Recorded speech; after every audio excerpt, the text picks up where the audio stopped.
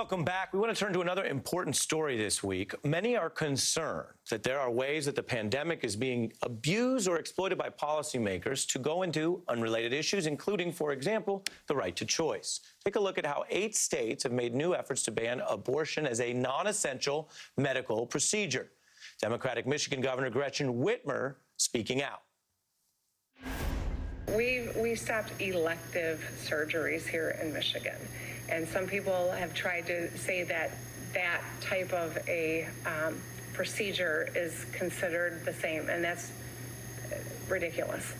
A woman's health care, her whole future, her ability to decide if and when she starts a family is not an election. It is a fundamental to her life. There is a lot going on, but this is a huge issue for many people's lives right now. It's not going away just because of what we're facing. So when is a pandemic a valid reason to change existing law or policy, and when is it being exploited?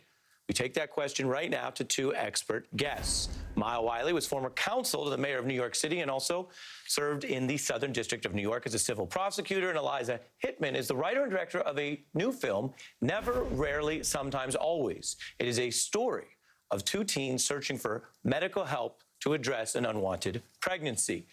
Good evening to you both. Thanks for joining me on the discussion.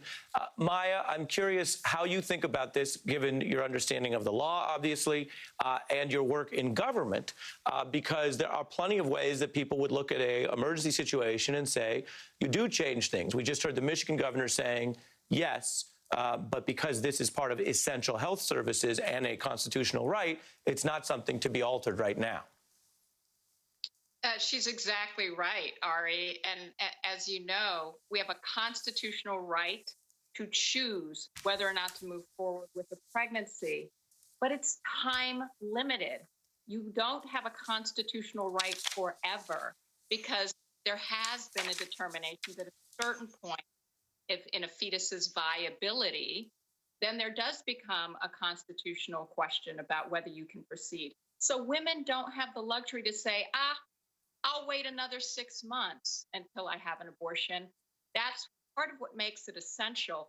But the other thing here, and Texas is a good example of this, is there was no reason to deny women their constitutional right because there were ways to keep people safe. This wasn't going to take hospital beds from people who had COVID-19 because it was giving, say, 2 pills. It was medically induced abortion, and providing medication didn't call into question concerns that Texas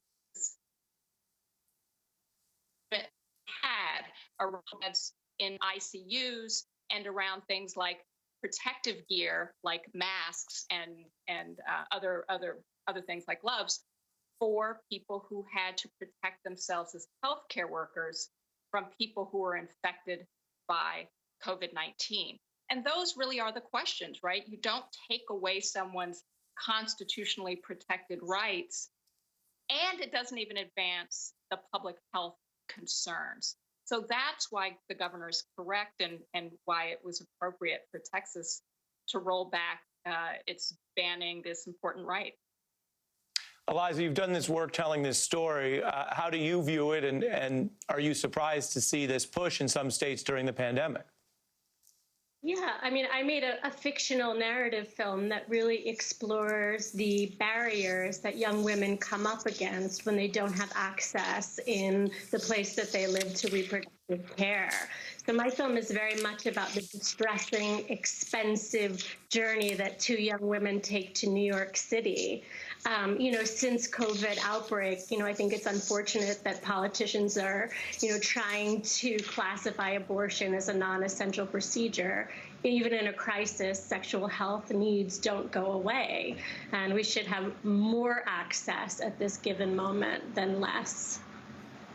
Maya, I want to read just briefly from the New York Times report on this broadly. It's something that, again, people may not have heard as much about, understandably, with everything going on. But the headline is how abortion, guns, and church closings have made coronavirus a culture war. Concerns that would seem to have little to do with a virus that's likely infected more than 1 million have emerged as fault lines in the debate over how government is responding to the crisis. And Maya, do you think that this is ultimately a bit of a political inevitability because of our polarization? Or do you think it is something explicit and specific? Obviously, Mitch McConnell and others have very publicly put this in, quote, red and blue terms. Yeah, I think unfortunately, despite a very serious public health crisis, I think we are seeing partisan politics in things that have nothing to do with protecting ourselves from the pandemic. And that's really a deep problem because, as Eliza is pointing out, we have women who are poor who can't get access to appropriate health care sometimes because they lack paid sick days or because they are too far from health facilities to get access to them. And that includes abortion. What our concern should be is making sure everyone can get access. I will say that there are times when I think there's a legitimate concern on the part of people who I may not agree with on these questions, meaning, yeah, I think if you want to have a church service and you can do it in a way that maintains your safe distance and safe practices, I think people do have a legitimate concern about whether they can sit a lot and listen to their pastor over the radio. And I think we have seen some examples that we should acknowledge are not necessarily protecting people's right to practice in the same way that we shouldn't deny women who have a time-sensitive medical issue that will impact their life the rest of their lives, that we should make it more difficult for them to get that procedure. Yeah, and I appreciate that context. We wanted to make sure to shine a light on this. Maya Wiley and Eliza Hittman, thanks to both of you.